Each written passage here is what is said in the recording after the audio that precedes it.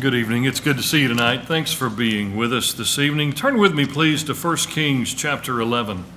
1 Kings chapter 11. We'll spend a little bit of time here. At the end of 1 Kings 11, we have recorded for us the death of Solomon. You also, of course, have that recorded in 2 Chronicles chapter 9. Solomon's life, as it comes to an end, has no great big fanfare associated with it. It just is recorded for us that Solomon died, and that's that. And he was, best we can tell, somewhere around the age of 60 years old. He was not typically of the age that folks died at this particular time, at least the ones that are involved in the kingdom and all of that successfully. But he was a young man. He became king around the age of 18 to 20. And reigned for 40 years. And then that was his work on earth.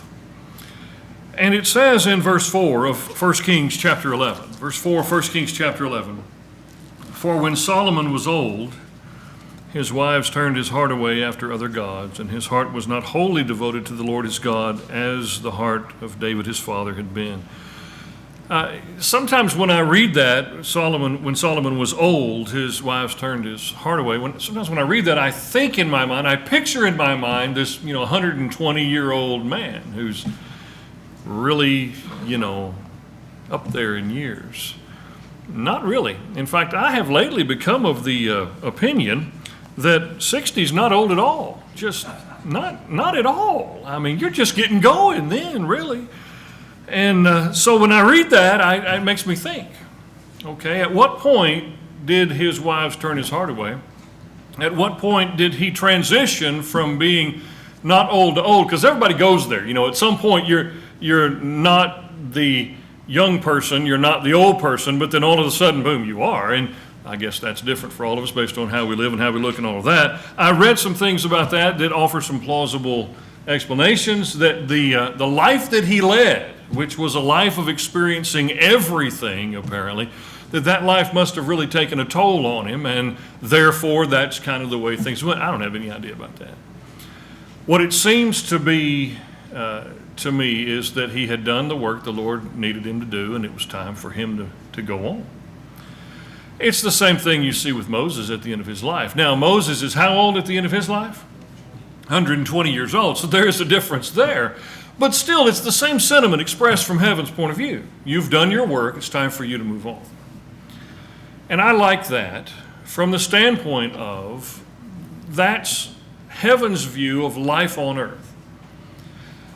Our view of life on earth is, I've got to do everything I can do. I've got all this stuff that I want to do. I have all these people counting on me. There's so much that I need to be involved in, and we get really worked up about ourselves and us doing, all of the things we want to do. And it seems like heaven's view is much more, not sedated, but much more calm.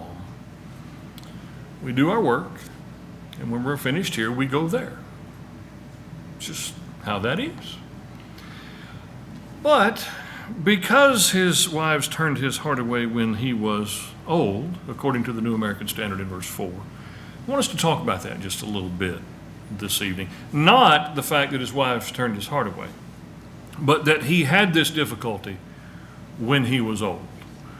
We'll spend a little bit of time talking about it. If you have some observations, I will welcome them, and then we'll move on to some other things about Solomon, and we'll wrap up our discussion of of King Solomon, hopefully this evening. But before we get into that, Brother Hughes, would you lead us in prayer, please?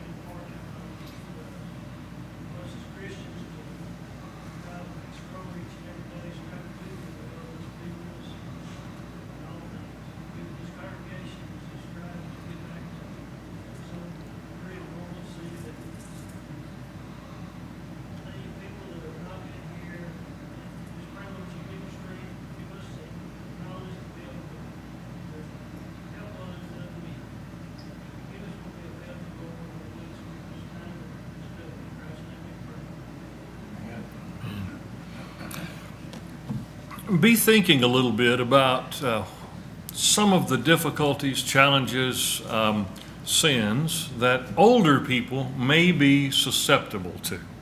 Be thinking about that just a little bit. And the reason I want you to think about that is because a lot of times the current thinking in our minds is, well, the older we get, the smarter we get, the more wisdom we collect, the more knowledge we have, the better we get at managing all of our difficulties and challenges and impulses and so on. And so really, the older we get, the better we get at serving God. Isn't that generally the way we like to think? I mean, we see young people as being a bit impetuous from time to time, maybe not having all of their emotions under control, but us older people, now we've got it all together. And it's the younger folks that have all the challenges and the problems. If we're not careful, we begin to think like that. That's not what the text bears out. There are older folks and younger folks in the text that have all sorts of problems. Maybe we zero in on stories in the New Testament, like in Matthew chapter 19, where the rich young ruler had to make a decision, and because he was young, he didn't make the right decision. Well, was it because he was young that he didn't make the right decision?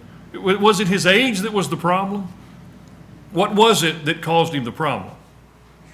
Yeah, his stuff. His age really wasn't the point. And so it's good for us to back up and read that again in verse 4. For when Solomon was old, when Solomon had already learned from experience, when Solomon had already been through it all, and I mean all, when he'd already done all of that, his wives turned his heart away. You read down just a little bit more in verse 8. It says, thus also he did for all his foreign wives who burned incense and sacrificed to their gods. Now the Lord was angry with Solomon because his heart was turned away from the Lord, the God of Israel, who had appeared to him twice, and he had commanded him concerning this thing that he should not go after other gods. But he did not observe what the Lord had commanded. Solomon became to some degree in the Lord's eyes an idolater. It's just the way that is. When he was older, when he had the benefit of wisdom and experience, when he had the benefit of years seeing others do that and struggle, when he had all of those benefits, Solomon, when he was old, let his heart wander away from the Lord. Now, that's not the way it's supposed to be. That is not the way it's supposed to work.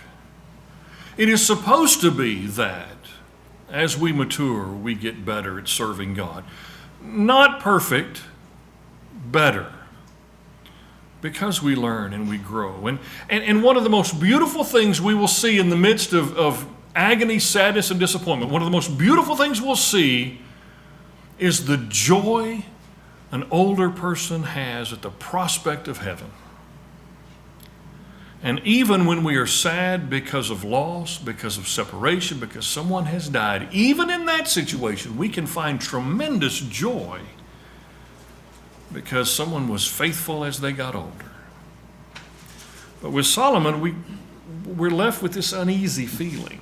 And Joey and I have talked about it before, and others have. I don't know about Solomon's eternal circumstance. I've told you 2 or 3 times now. There are days when I have more confidence in Nebuchadnezzar's eternal circumstance than I do in Solomon's. And that is something. I don't know.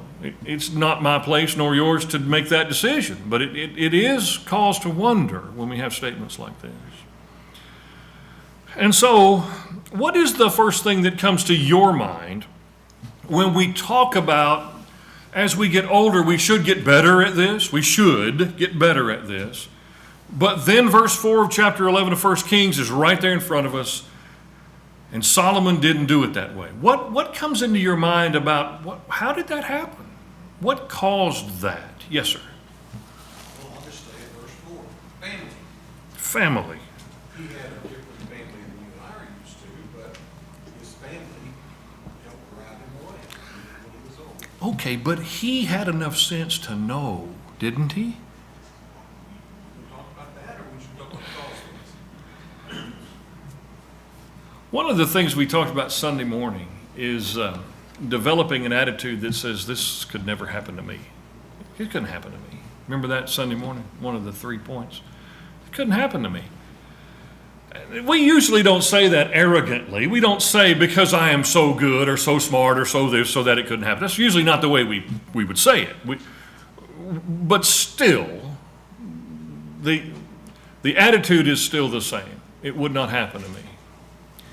And I just wonder if Solomon suffered from a little bit of that. I have never been known as being the smartest man who ever lived. That's not something I've ever had to struggle with. He did. The wisest man who ever lived.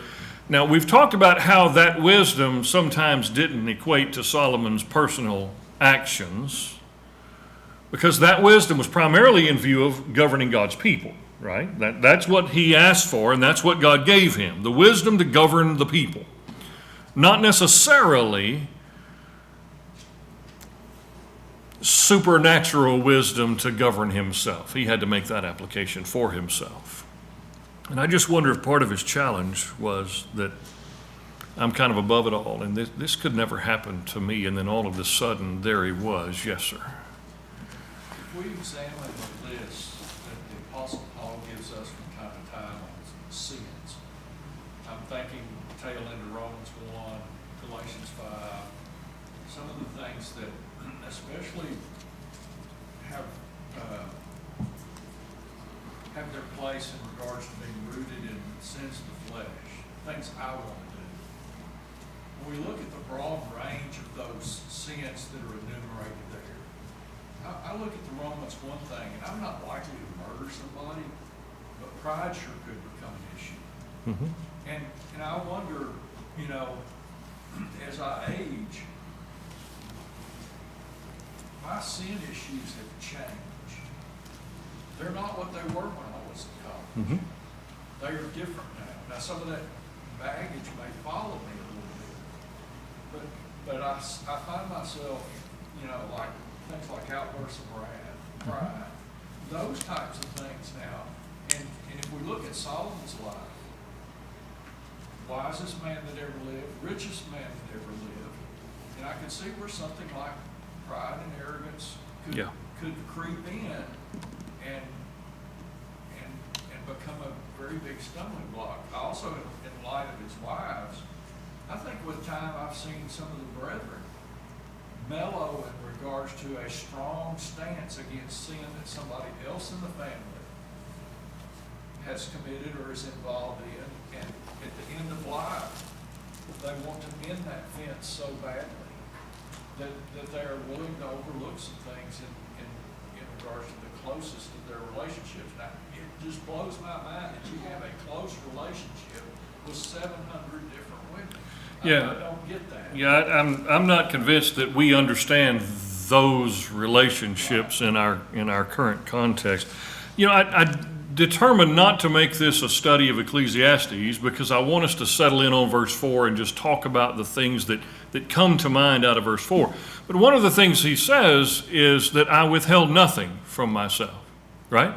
Whatever I wanted, I withheld nothing from myself. Now, that serves its purpose for the book of Ecclesiastes. It has its place for Ecclesiastes in what that's trying to teach us, but that also can carry with it, well, a desire to continue that kind of attitude, that I am not going to withhold anything from myself, and that kind of becomes my expectation for life, and all of a sudden, 30 years later, here I am not withholding anything from myself, even though I know I should. I wonder about that. I also wonder about things like wanting the admiration of people. The things that kings naturally struggled with. They want people to bow down to them. They want people to be subject to them. They want all of that. And what's the best way to keep that coming? We fight that in our own government these days. What is the best way for me to keep people liking me if I'm a politician? Keep giving them what they want. That's right. Keep doing exactly what they want. And sometimes in that process, we fail to realize that really, as king, as a politician these days in our world, you're only hearing a little bit of the population anyway. You're only pleasing a little bit anyway. Sometimes we forget about that, but I wonder if that was part of it. I wonder if part of it was the legacy idea, the idea that I'm going to leave something. You know, I'm going to have been the king of Israel, the wealthiest that there's ever been. I wonder about all of that. But when you boil it all down, his problem really and truly was his wives. That was his problem. And that's what caused him to become an idolater. Now, I want to save for later this evening a discussion about marriage today and things of that nature. But think just for a minute about how, and you've already alluded to it, about how family can change our attitudes if we're not careful. There are a lot of folks in our lives that influence us to some degree. They're there somehow, some way that provides some kind of an influence. But rarely is there an influence as powerful as family. And that can be a marvelously good thing. But that also is something that we have to watch out for at every turn. Yes, sir?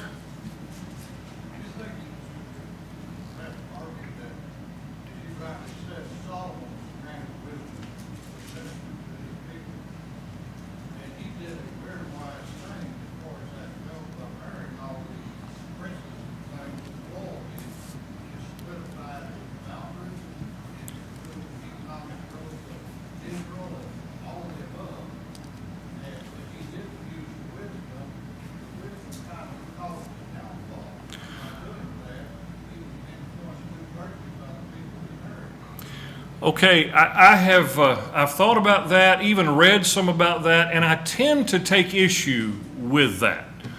And here's why I don't really like that as an explanation for the wives.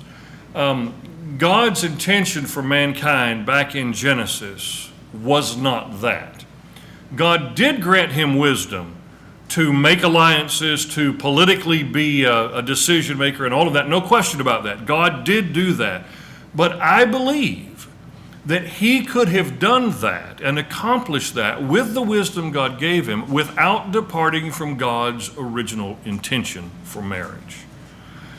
I believe that God did not say, well, I'm going to let you do this and go way outside what I have said is right because I want peace during your reign. I am confident God could have established peace during his reign any way God chose to do it. So I look at his decisions to do that as man's wisdom over God's wisdom. He did employ man's wisdom. There's no question about that. And probably he employed the wisdom God gave him in man's way, in his mind, to accomplish that. But I do not believe that was God's will. I do not believe it's God's will for him to do something that is absolutely against God's will. It could have been accomplished another way. And it very well may be that when God here refers to his wives and the fact that he helped them offer sacrifices. Look down at verse 7. Then Solomon built a high place for Chemosh, the detestable idol of Moab on the mountain which is east of Jerusalem, for Molech, the detestable idol of the sons of Ammon. God doesn't like them. And so I would go down the line of reasoning that says, yes, he had great wisdom and the ability to negotiate and work things out. But in this case, he went outside of what God would have him do. And he was well equipped to do that. But it still was outside of God's wisdom, and he paid a price for it. God can accomplish through mankind his will without us going outside of his will to do it. So all that to say, it does illustrate his great wisdom. I would agree with that.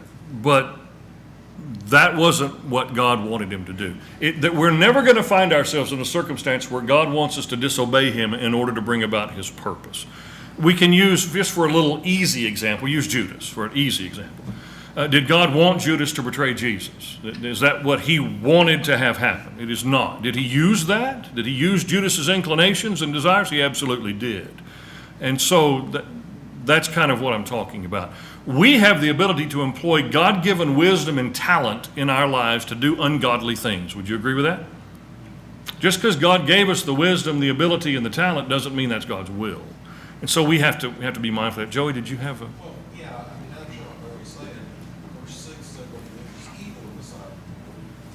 And verse 9 said he was angry with him. It was accomplishing God's purpose that he would be called evil. Right. No question, though, that he probably employed the wisdom God gave him to pull that off. But was that good for Israel? It was not good for Israel. It could have been done God's way. Right. I mean, Larry's point is that it made peace with all the people around there. Israel didn't have to worry about its borders being invaded and stuff.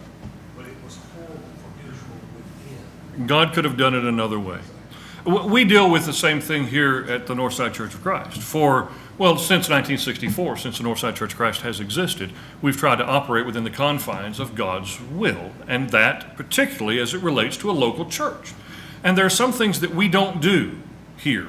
There are some things that we do not expend money for. We don't spend money for recreation here. Other religious groups do.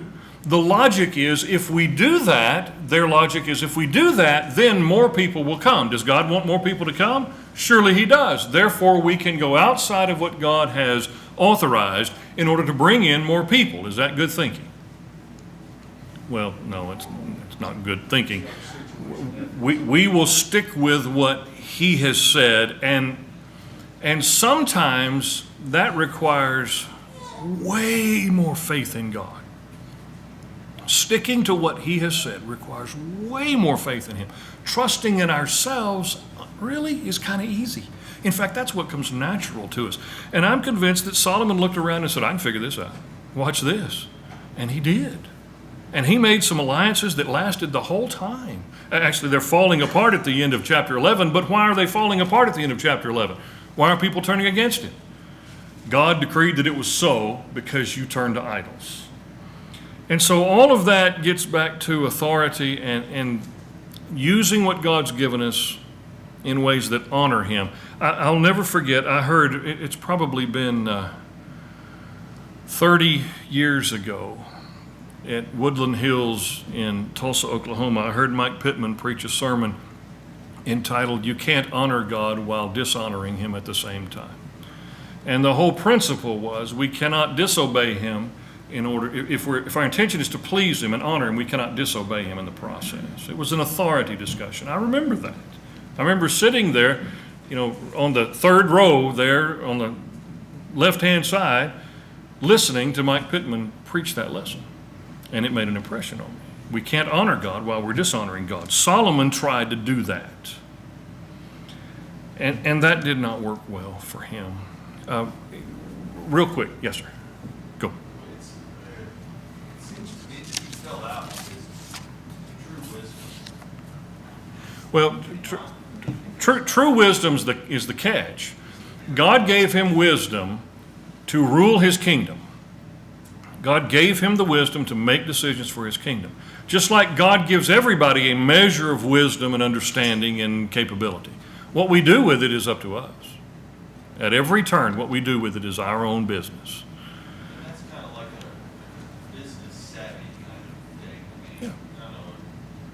The fear of God is the beginning of wisdom. And he clearly lost the fear of God.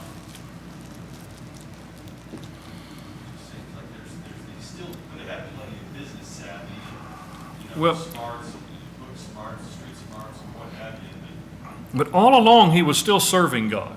I have a little note here. Imagine trying to serve Jehovah God and the Ashtaroth God, verse 5, at the same time. But that's where he was. That's where his life and his environment that he established for himself led him. He's still worshiping God, but he is also doing these other things. and it is not working out well for him. Yes, sir. I don't know that we can be certain. I would lean towards when we're dedicating the temple in 1 Kings 8. God's presence, if we look at some verses like Matthew 18:20, which is not necessarily an assembly related verse where two or three are gathered together, it's an authority verse. And so I've always looked at 1 Kings 8 in the presence of God in the temple. The discussion we had a week or two ago in regards to him filling the temple with his presence to the point that the priesthood can't even enter. That is an acknowledgement by the Heavenly Father in my mind that they are doing things by the authority that he has granted them to do. Yes, he approves of what they're doing. And I don't think Solomon has gone down the path of the idolatrous world at that point, to the point that God says, no. He'd already told his David, he said, you've been involved in too much bloodshed. You cannot build my temple. So I view the dedication of Solomon still in a right relationship with God. His prayer would reflect that. Right. Unless he just... And God's response to his prayer. God responds. Yep. And so it's interesting to see, we don't know the timeline, but it's interesting to see the digression that's been made. And it's disturbing in some ways that we can go from a guy that can offer the prayer that we see recorded for us in 1 Kings 8, that understands the authority of God, that has been visited by God twice directly. We don't know, by the way, we don't have all of the gist of those meetings probably from the standpoint of communication. But what was addressed, and now we've gone off the deep end. If my memory serves me correctly, Molech's the one they offer to do infanticide. They offer human sacrifice to. Yep. And so it's... And he would not have approved of that, and yet he participated in that indirectly. Yeah, in my mind, there's a really disturbing lesson there for us, how far we can go at some point, and having been in a right relationship with God, and we can just flat out go off the deep end. Yep. While still serving him, in a sense. You know, Trying to. When you think about timeline, just incidentally, notice chapter 10 and then chapter 11. Okay, chapter 10, what happens? What's the main event of chapter 10? You remember? Queen of Sheba comes to visit, right? And we have a detail of his wealth. You can go down through the list there. It is, well, it's quite impressive. He's got it going on. You have that in 2 Chronicles also. He's bringing in a whole lot of gold. 600 talents of gold a year. Was that it? 600? 666 talents of gold a year. Bringing in a lot of money. So you have all of that detailed in chapter 10. Then in chapter 11, his heart's turned away from the Lord. There is some kind of connection timeline-wise, as process-wise, because in chapter 8, he is devoted to the Lord, and the Lord responds to that.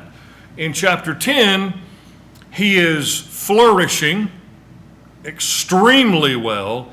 In chapter 11, when Solomon's old, his heart's turned away from God. So there is that for us to consider. Yes, sir, real quick. Regarding the grants comment, look at verse 24 of chapter 10. The whole world is coming to hear him, and the writer, the inspired writer says, to hear the wisdom that God had imparted. Yep.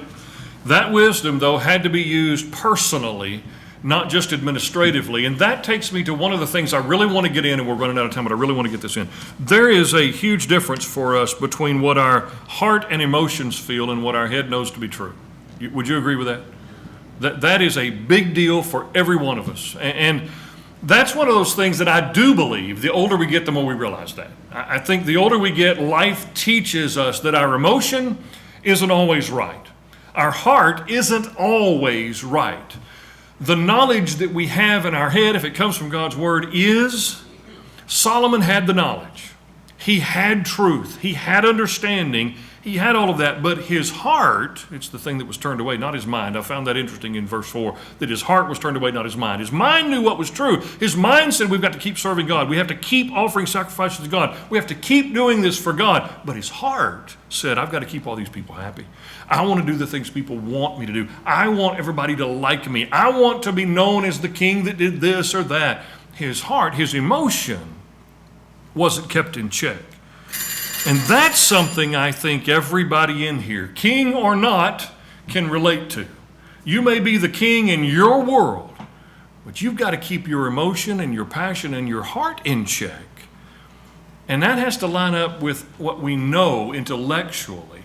That's one of the reasons why we say things like you don't fall in love. I'm not a big fan of falling in love. I'm not saying don't be romantic. Please don't think I'm saying that. What I'm saying is we don't fall. We make intellectual decisions about important things in our lives. That's what we do. Solomon began to make heart, emotion decisions. And it seems as he got older, that's what ruled him. Not his mind, but his heart. And so it may be that as we get older, we need to watch out for that. We need to be really sure that what is speaking on our behalf, what is doing the work in our lives, is what we know. It is the mind, not the emotion. Because we see from Solomon that it's possible to get older and let your emotion control you. I think about Peter when he was out there by the fire. We've talked about this recently, Matthew chapter 26. And he was asked, aren't you one of the followers of Jesus? And he just said no. He said no. He spent the last 2.5 years of his life saying yes. And in that moment he said no. That was an emotional decision. He knew the truth, and he probably knew intellectually that they knew the truth. A little more light flashing on his face, and they're going to be sure about that. But he made an emotional decision.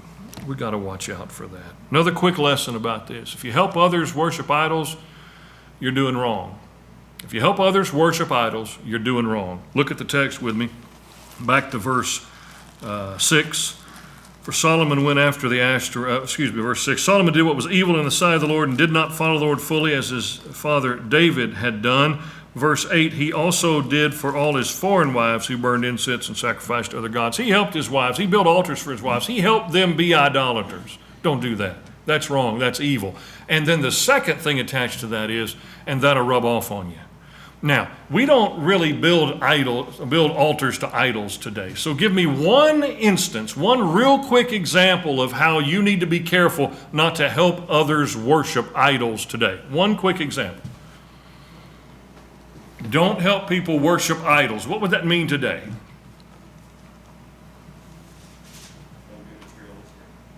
I could not hear you.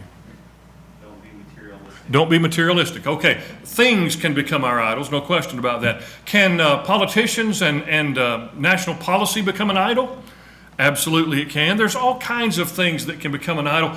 Don't encourage people to pursue idolatry. Encourage people to pursue the Lord. If you encourage them or go along with them or help them pursue things that aren't good, that's evil. That also can catch you and wrap you up in it as well. I've already made the point about one of the most beautiful things in the world is an older person who's getting ready to go meet the Lord, and they know it, and they're ready for it, and they're happy about it, and they're committed to it. There are few things more beautiful than that. I have seen that many times in my life. The first few times I saw that up close, it was a little unsettling because, well, when you're young, you kind of grow up and you think death is the worst thing in the world. It's just the worst thing. It's terrible. It, of course, has a terrible aspect to it from an earthly point of view.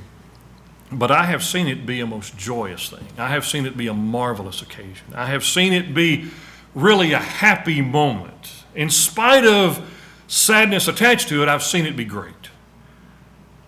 You just don't get that warm, fuzzy feeling with Solomon here in verse 11. I don't know beyond that.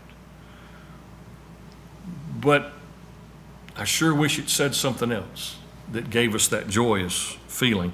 Let your life say that something else. As you get older, no matter where you are, as you get older, be so committed that you welcome the possibility of leaving here and going there. Be so committed to God that you're just ready. And you have no problem with that. And if you happen to hear somebody who is older saying, I'm ready, let's get it done, don't wonder about that. Don't think that's weird. That's really the point of all this. One more thing. I'm sorry, I know we're out of time. One more thing. Solomon shows us exactly what not to do regarding the subject of marriage. Don't do that. We don't seem to have a big trouble today with polygamy in our society, and certainly within the church. The extreme to which he is involved in it, we cannot even really comprehend. But the text does indicate for us, and Jesus does confirm for us in Matthew 19, one man and one woman for life. That is it. There is no other marriage arrangement from heaven's point of view. The God who made us that way. There's no variation on that. The God who made us that way. And you and I need to understand that. You're not going to convince the world of that. It's good to try, don't misunderstand me. It's good to stand for the truth, but you're not going to convince the world of that. Convince yourself about that. Convince the people you love about that. One man, one woman for life is God's intention. Matthew 19, of course, gets into the exception. We don't have time to deal with that, but God's plan from the beginning is that. So, learn from Solomon. If you're getting older, you decide if you're in that category, don't let something turn your heart away from the Lord. Don't let it happen. One more thing. If Solomon would have realized all of this, there's a chance he might have been able to turn things around. Maybe he did, I don't know. One of the things that happens to us as we get more comfortable with ourselves and our situation is we don't listen real well when people try to help us and correct us. I have struggled with that my whole life, so I'm kind of nervous about it as I get older, really having a problem with that. Sometimes as we get older, we discount what people say when they disagree with us. You don't know what you're talking about. I know what I'm doing. Be careful about that. All of us, as we age, be careful about that. Because we want to be right with God no matter what. Thank you.